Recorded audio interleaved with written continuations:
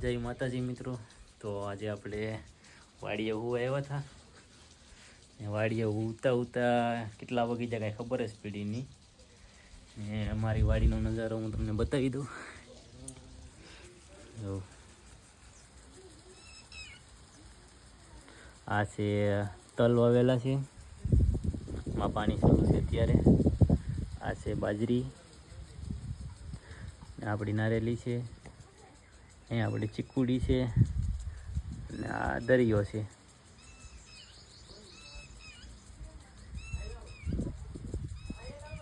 આ દેખાય ખારો છે.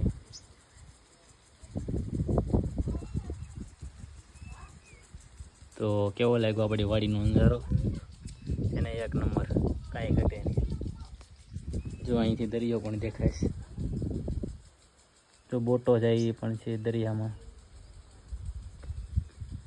આ દેખાય એ બોટ છે.